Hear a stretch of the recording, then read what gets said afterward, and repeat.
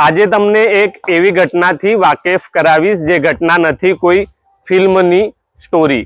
આ ઘટના જે છે તે સમગ્ર ઘટના હ્યુમન ટ્રાફિકિંગની છે। 12.5 વર્ષની જે દીકરી છે તે દીકરી પર કઈ રીતે શોષણ કરવામાં આવ્યું, આ સમગ્ર મામલાનો રિપોર્ટ જોઈશું અમારા સહયોગી સૌરભ ગેહલોત સાથે।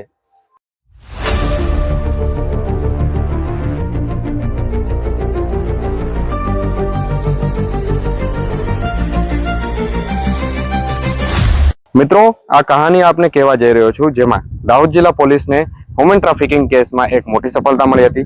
સમગ્ર ઘટનાની વાત કરીએ તો જે 22/12/2022 ના રોજ ચાકલિયા પોલીસ સ્ટેશન વિસ્તારમાં એક અપહરણનો ગુનો નોંધાયો હતો, જેમાં ચાકલિયા ટીંબી ફળિયાનો એક યુવક જેનું નામ લીલેશ રસુ ચરપોટ, જે પોતે જીઆરડીમાં હતો અને તેમના ગામની જ એક બાળકીને તેના ઘરેથી મોટરસાયકલ પર બેસાડી અને લીમખેડા લઈ ગયો હતો।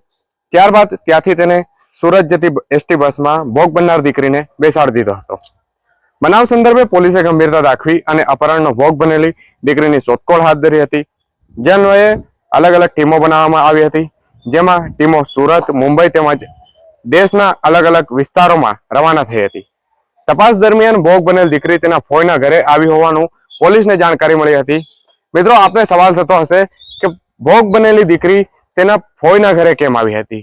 જો કે તેના ફોઈના ઘરે આવવાનું કારણ પણ એક અલગ જ સવાલો ઉભા કરી રહ્યું છે, જેમાં આપણે જાણીશું કે તેના ફોઈના ઘરે પણ કેમ આવી હતી। દીકરી અને એક આરોપી, જે આરોપી છે તે દીકરી સાથે લગ્ન કરવા માટે તેની ફોઈના ઘરે તેના લીગલ ડોક્યુમેન્ટ લેવા માટે આવ્યો હતો। જો કે આ બાબતની જાણ દાહોદ પોલીસને થતા દાહોદ પોલીસે પણ તેની ખરેખર તપાસ કરી હતી અને ત્યારબાદ જે અનેક એવા મોટા ખુલાસા થયા હતા। દાહોદ પોલીસ દ્વારા દાહોદ કલ્યાણ સમિતિ, બાલ કલ્યાણ સમિતિને સાથે રાખી અને ભોગ બનનાર દીકરી સાથે પૂછપરછ કરતા તેમાં કેટલાક મોટા ખુલાસા થયા હતા। આપને પહેલા જણાવ્યું હતું તે પ્રમાણે કે દીકરીને સુરતની બસમાં બેસાડવામાં આવ્યો હતો, પરંતુ જે આરોપી લીલેશ છે તે બસમાં બેઠો જ ન હતો। ત્યારબાદ જે સમગ્ર વાત છે, દીકરી ત્યાં સુરત બસ સ્ટેન્ડ પહોંચી હતી। દીકરીને એકલી જોઈ અને રાહુલ નામનો એક વ્યક્તિ તેની સાથે વાતચીત કર્યું હતું। ત્યારબાદ રાહુલ નામના આરોપીએ તેને પટાવી ફોસલાવી અને બસ સ્ટેન્ડ નજીક જે લઈ ગયો હતો અને ત્યારબાદ એક હોટલમાં તેની સાથે દુષ્કર્મ કરી અને તેને પરત બસ સ્ટેન્ડ મૂકી દીધો હતો।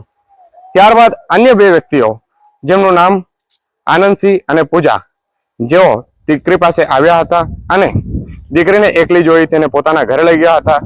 ભોગ બનનાર દીકરી આરોપીઓના ઘરે 5 દિવસ રહી હતી અને ત્યાર પછી સુરતથી બંને વ્યક્તિઓ ભોગ બનનાર દીકરીને લઈ વારાણસી ઉત્તર પ્રદેશ ગયા હતા। ત્યાં ભોગ બનનાર દીકરી જોડે 7 માસ જેટલા સમય દરમિયાન દેહ વેપાર પ્રવૃત્તિ કરાવવામાં આવી હતી। પછી તે ભોગ બનનાર દીકરીને અન્ય એક આરોપી વિરેન્દ્રસિંહ યાદવને સોંપવામાં આવી હતી। ત્યાં વિરેન્દ્રસિંહ દ્વારા ભોગ બનનાર દીકરીનું શારીરિક શોષણ કર્યું હતું અને ત્યારબાદ તેની ઓળખાતી આકાંક્ષા ઉર્ફે શબનમ પઠાણ નામની સ્ત્રી પાસે તેને દેહ વેપાર કરાવ્યો હતો। હાલ પોલીસે આનંદસિંહ, પૂજા, આકાંક્ષા સહિત 5 આરોપીની ધરપકડ કરી હતી અને જે પ્રથમ આરોપી લીલેશ છે તેને પકડવા માટેના ચક્રો ગતિમાન કર્યા હતા। આપને જણાવી દઈએ મિત્રો કે જે પોલીસના પકડમાં આવેલો આરોપી આનંદસિંહ છે તે પહેલાથી જ ઉત્તર પ્રદેશના કુલ 6 ગુનાઓમાં સંડવાયેલા છે। જુઓ સમગ્ર બનાવ પ્રકરણે દાહોદ જિલ્લા એસપી રાજદીપસિંહ ઝાલાનું શું કહેવું છે। દાહોદ જિલ્લાના ચાકલિયા પોલીસ સ્ટેશનમાં ડિસેમ્બર 2022માં એક 12 વર્ષ અને 10 મહિનાની બાળકી ગુમ થવાનો ગુનો દાખલ કરવામાં આવેલો હતો, જેની તપાસ પોલીસ ઇન્સ્પેક્ટર રાઠવાનાઓ કરી રહેલા હતા।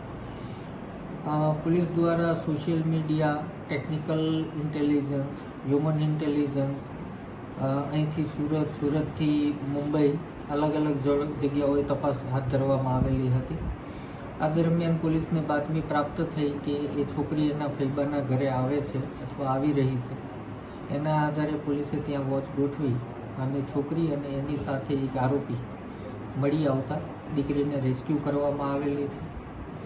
આ દીકરી ડિસેમ્બર 2022થી હમણાં સુધી એક ઇન્ટરસ્ટેટ હ્યુમન ટ્રાફિકિંગ ગેંગનો શિકાર બની હોય એવી હકીકત ધ્યાન પર આવેલી છે।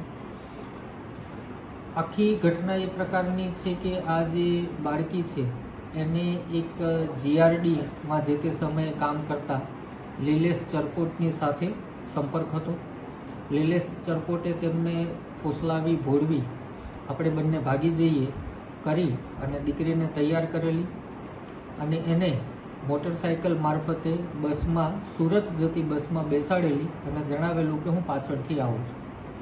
પાછળથી એ વ્યક્તિ ગયેલ નહીં અને ત્યાં સુરત બસ સ્ટેન્ડ પર ઉતરતા આ છોકરીને રાહુલ નામનો એક છોકરો મળે છે. એ એને ફોસલાવી હોટલમાં લઈ જઈ દુષ્કર્મ કરે છે અને એને અમુક રકમ આપી અને જણાવે છે કે તું ઉધના રેલવે સ્ટેશનથી પાછી જતી રહે.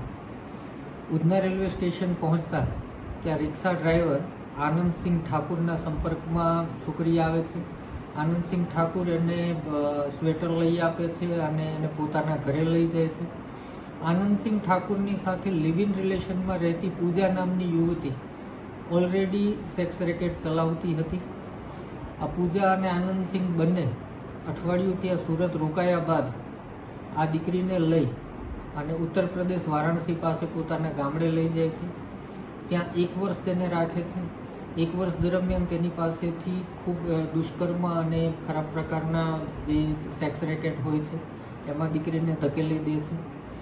ત્યારબાદ આનંદસિંહ ઠાકુર પોતાના મિત્ર વિરેન્દ્રસિંહ યાદવ જે 54 વર્ષની ઉંમરનો છે, ઇલેક્ટ્રિશિયન છે, એને આ છોકરી સોંપે છે અને વિરેન્દ્રસિંહ યાદવ પોતાની સ્ત્રી મિત્ર આકાંક્ષા ઉર્ફે શબનમ જે બ્યુટી પાર્લરની આડમાં સેક્સ રેકેટ ચલાવતી હતી વારાણસીમાં, ત્યાં આ છોકરીને સોંપે છે અને ત્યાં 3 મહિના સુધી આ છોકરી પાસે સેક્સ વર્કર તરીકે કામ કરાવવામાં આવે છે અને ત્યારબાદ આ છોકરીને રેસ્ક્યુ કરવામાં આવેલ છે. આ ગુનામાં અત્યાર સુધી આકાંક્ષા ઉર્ફે શબનમ, પૂજા, આનંદસિંહ ઠાકુર નાઓની ધરપકડ કરવામાં આવેલી છે. અન્ય આરોપીને પકડવા માટે દાહોદ જિલ્લાની ટીમના parole furlough inspector S.J. Rathod Varanasi ખાતે ઓપરેશનમાં લાગી રહેલા છે. આનંદસિંહ ઠાકુર જે છે એ ઉત્તર પ્રદેશનો હિસ્ટ્રી શીટર છે અને એના વિરુદ્ધ ગુંડા એક્ટ હેઠળ દુર્ગાગંજ જિલ્લામાં 6 જેટલા ગુનાઓ દાખલ થયેલા છે. આમાં મુખ્ય આરોપી આનંદસિંહ કહી શકાય, કેમ કે આનંદસિંહ પોતે પરિણીત છે, એની પત્ની ગામડે રહે છે. પૂજા પણ એને આ જ રીતે રેલવે સ્ટેશનમાં મળેલી અને ત્યારબાદ પૂજાને એને આ સેક્સ વર્કર તરીકે ધંધામાં ધકેલી હતી. એ જ રીતે જ્યારે આ દીકરી મળી 12 વર્ષ 10 મહિનાની, એને પણ આ રીતે આ ધંધામાં ધકેલી. એ પોતે પિમ્પ કહી શકાય એ પ્રકારનું કામ કરતો હતો અને એ લિસ્ટેડ હિસ્ટ્રી શીટર છે ઉત્તર પ્રદેશનું. દુર્ગાગંજમાં ગુંડા એક્ટ હેઠળ એની સામે 6 જેટલા ગુનાઓ દાખલ થયેલા છે. ઓકે.